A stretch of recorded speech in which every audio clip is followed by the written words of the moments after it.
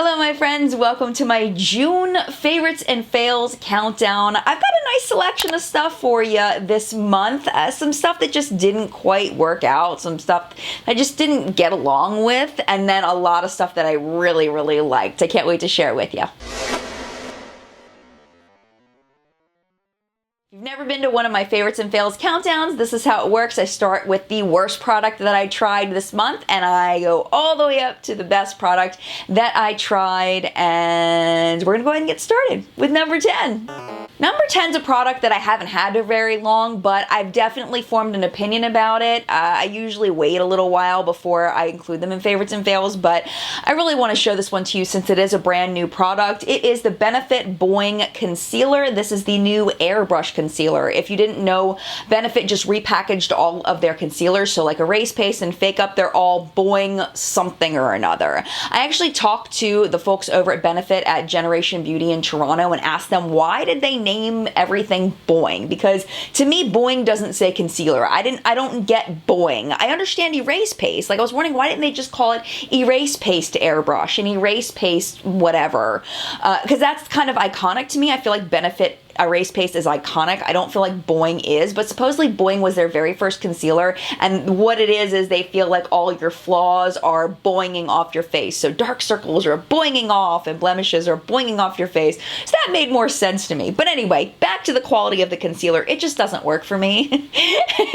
I'm like going on and on about the name. Wait a minute, we're supposed to be reviewing this here, Jen. It just doesn't work for me. It's got a very light coverage to it. It's supposed to be airbrush, so maybe it's like one swipe of an airbrush. I don't know who this is going to work for unless you have really light dark circles. It definitely didn't crease on me, so that's a good thing if you have fine lines under your eyes. I do have a little bit of fine lines right here, but it just didn't have enough oomph for me, so that's why it's at number 10. Number 9 are products that I spent a lot of money on and I am quite disappointed. These are the new Becca Liquid Crystal Lip Toppers. And I got these because I wanted to put them over lipsticks as an iridescent glow. I got two different shades. This one is called Topaz and Gilt, and then this one is called Amethyst and Geode. I like Amethyst and Geode just a little bit more. I feel like the iridescence hangs on a little bit better, but this one here, it really doesn't, the iridescence is barely even there. And if you even say a word like ba ba ba ba ba ba ba ba ba ba, it's gone. As soon as you mush your lips together in any way, the iridescence is completely gone. So if you're posing for Instagram pictures or something like that, you can probably get a very beautiful photo of these, but if you're actually wearing these as a functional gloss that you want to look iridescent for more than 5 minutes, they're just not functional. Again, this one's a little bit better. I do like the way this one looks on its own, but for the price, I'd rather get Too Faced Unicorn Tears as an iridescent topper because it really does meld into the lipsticks that you top it over and really gives you an iridescence where these just completely disappear, and that's very disappointing to me. So for the price point, definitely not. When I was at Generation Beauty in Toronto, I was standing next to a woman who had showed me a MAC product that she was wearing. I'll put a photo of it there. She let me take a picture of it. So that may be a better choice instead of these if you're looking for an iridescent topper. Now we're getting into things that were not bad, they just don't fit my personal taste. This is the Pretty Vulgar Pretty Birdie eyeshadow palette, and I got this specifically because it had a lot of bright colors in it and it was different than anything else I owned. I'm having some trouble with the pigmentation in that it's too pigmented. It's very difficult to blend. It's hard to get the shadows to blend into each other, at least for me and my skill level. It's difficult for me to work with. This shade selection, I already knew when I bought it wasn't going to be a complete palette and that I'm gonna have to reach for other palettes in order to use this, but I'm just not having fun using it. This shade here, Snitch, is a little bit gritty, which is weird. Some of the purples, like this one down here, fade to black, which I really like my purples to stay purple. The green here is beautiful. This one is very nice, but it's just not good enough for what I want in an eyeshadow palette. It's not what I like to work with. I just simply don't have fun playing with it. Where some eyeshadow palettes you're like, this is fun. This one's just not fun for me. Moving on up, so we've got the Naked Heat palette by Urban Decay. Again, not a bad palette. It's actually a pretty good palette. My issue with this is a personal preference issue. It's too much of the same shade, and I don't wear this shade enough, this red, burnt orange kind of shade. I really see a lot of red. People are swearing to me that there's orange in here. I see a lot of red. That's just me personally. But it's just, there's not a variety of looks that can be created with it. Quality is very good though, for me at least. I was watching Cassie from Thrift Deck, and she was saying she was having problems with these two shades. I did not have that experience. I had more problems with these two shades. But anyway, it's a nice addition to my Naked palette collection, but that's pretty much it. I don't see myself reaching for it a whole lot, even though the quality is there. It's just the shade selection is just not for me personally. I do have a full review of this that I will link below, and you may love this palette. It just isn't for me. Number 6 is a product that came out relatively recently from L'Oreal. These are the Infallible Paint Metallics, and these remind me a lot of the regular L'Oreal Infallible shadows, except for the format of it. If you're not familiar with the L'Oreal Infallibles, you unscrew the top and then there's like a little stopper inside that you pull out to kind of keep the product the right texture so that it keeps the proper amount of moisture in there. At least that's what I've heard is the purpose of it. And you're supposed to screw the top on pretty tightly. With these, you don't have to worry about it. I think these are like $8 a piece, which is pretty expensive to me for a drugstore single eyeshadow. So considering drugstore eyeshadow palettes, temp tan palettes you can get for, you know, $20, to spend $8 for one shadow just seems like a lot to me, even though I think the grams are a little more in a single shadow. These are really good quality, as are the regular L'Oreal Infallibles, but they do tend to muddy together a little bit, and lasting power is just okay for me. They'll last about 6 hours before they start fading up quite a bit, and it looks like my eyeshadow is faded, so they'll last you through most of a school or work day without significant fading. At least they do on me. It's just, they're a little better than just okay. I don't recommend buying the whole collection like I did. I would recommend just buying a shade or two, trying out the formula, see if you like it, and then get more if you want more. But I definitely don't recommend buying all of them at once. They do come in 5 shades, so we've got Violet Luster, we have Caged, we have Aluminum Foil, which I think is a really fun shade name, and then we have Brass Knuckles, and finally we have Rose Chrome. And they all perform very consistently the same, so don't worry about one being better than the other. They're all pretty much the same in quality. It's just picking the shade that you like the best. Now we have another product from L'Oreal. This is the Voluminous Lash Paradise Mascara. This is new. I do really like this a lot. People are comparing it to the Better Than Sex from Too Faced, and I do feel like that they can compare, but I do actually like the L'Oreal just a little bit better. I feel like this clumps less on my lashes. It's a less heavy formula, at least for me. I haven't had any flaking from this. I did have some flaking from the Too Faced version, and I think L'Oreal did a wonderful job on this. My only complaint about this is it does clump just a little bit, but it's not as bad as the Too Faced one for me. But overall, I really, really like it. No big complaints. I also really like the L'Oreal Voluminous Original Mascara, but I like this one just a little bit more. Number 4 is the Marvelous Mauves palette by Dose of Colors, another one that I was planning on doing a full review of, and I just haven't done it yet.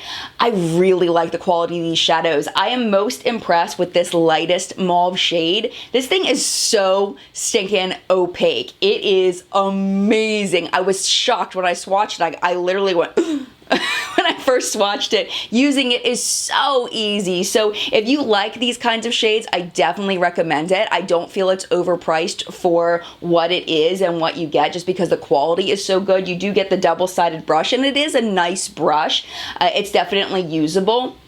And the shades are really fun to use as a complete look. I have used this just by itself without any other shadows. I do kind of like to tend to reach in and grab some other palettes with it, but you can use this on its own as a complete look, and I just really like it a lot. It's very high quality, lasting power is fantastic, and it's wonderful. I have nothing bad to say about it. Another very wonderful product that I have nothing bad to say about. This is the, I know it looks really weird. I took it out of the outer packaging, but I still have it in the plastic. These are the Ulta Foundation Adjusting Drops. These are so good. They give you a little mixing tray here, so you can hold this like this, and you can mix your foundations like artists. and I like that. I've used both the darkening and the lightening. I've mostly used the darkening because I don't have a lot of dark foundations that I need to lighten, and it's also, I'm getting a little bit of sun on my face here and there, so some days I feel like I need my foundation to be a little bit darker. And it seems like this is a little bit warm tone, but I find when I mix it into my foundations, it doesn't bring my foundations warm, which really surprised me. And I do like using the little tray. So basically what I do is I just kind of squirt some of my foundation here, I put a pump of the brown and I mix it together like this, and then I slowly add more of one or the other depending on what I feel is happening there. I'll take a dip and I'll kind of go like this and hold it up to the mirror and see if it's the right shade, and then just keep mixing till I get the right thing. So I definitely recommend using less initially and then kind of build up to more product until you get the right color for you. And it's really nice. I have a neutral skin tone, so I feel like these keep my foundations neutral. So if you have a warm skin tone, you already have a warm foundation, these may bring it more neutral, but I doubt it, honestly. I don't think it's really gonna mess with your warm foundations. I don't think it's gonna mess too much with your cool foundations. It may bring them slightly more neutral, but man, these things are just working really, really well for me, and I really like them a lot, especially this time of year when our skin tone may be changing just a little bit because of the sun here in the States. Now looking at these at number 2, I probably should have bumped these down a little bit because I do have a critique about these, but I don't have a critique about the last 2 products, but I just love them so much. They're the Stila Magnificent Metals Glitter and Glow Liquid Eyeshadows, and these have been raved about all over YouTube. I am wearing it all over just my lid today, and then I have my number 1 product as the rest of what I'm wearing. These are so good. The thing I'm most impressed about these with is that I don't have any fallout, which surprises me. Now this is my personal eyes. If you've had fallout, I'm really sorry, but I have not had any fallout with these. I got the shades Ballet Baby and Kitten Karma, and every time I wear these, I get compliments. I brought both of them to Generation Beauty, and when I had them on my eyes, I got lots of compliments. And they're just really, really good glitters in that they don't fall over your face. My critique, however, is that if you have hooded eyes, or if your eyes touch, like if your eyelid touches like the upper part of the inside of your eye, I don't know how to describe it, these can transfer. So I have to spend a good 2 minutes like this after I put them on to make sure that it doesn't transfer, and even then it still transfers just a tiny bit through the day. So that's a critique I have about them, but they're so sickeningly beautiful. That's why they're so high. I really think maybe I should have bumped them down a little bit, but I don't know, they're still good. They can stay at number 2. And number 1 is one that I am very surprised. If you had told me that a Tarte eyeshadow palette was gonna be at my number 1 spot ever, I probably would have laughed and said there's no way, and also a palette that's so boring looking is at my number 1. This is the Tarte Clay Play palette. I'm obsessed with this palette, and I don't know how that happened that I'm obsessed with this. I think it's because it's so consistently easy to use and so consistently good. So what I did when I was away in New York and Canada was that I took this palette with me, and then I took the Tarte Believe in Yourself, the Make Believe in Yourself palette, and the 2 Stilas with me. I set down my base with this, and then I just popped either a color from the Make Believe in Yourself palette or one of the Stilas down, and I was done. All I have on my eyes today is this shade up in my crease, this shade over here out in the outer corner. I popped this shade all over my lid, and then the Kitten Karma, and that's it from the Stila, the glittery guy. That's all I have on my eyes, and it's consistently easy, no thought, wonderful to use. I really like the contour shades as well. It's just been treating me very well. Lasting power has been fantastic, and this has become one of my favorite eyeshadow palettes to work with. I like it better than my Urban Decay Naked Basics palette. I feel like they're easier to work with. I feel like their lasting power is better, and I can't believe I'm saying this, but I love this Tarte eyeshadow palette. I love it. So if you're looking for a good base eyeshadow palette that is no thought, I highly recommend this one. So that is it for my top 10 favorites countdown for June. I hope you enjoyed it. If you did, definitely make sure you subscribe so you don't miss my favorites next month. And mad love to you. Hope you had a great month. Hope next month is even better. And mad love. And I'll see you in the next video. Bye.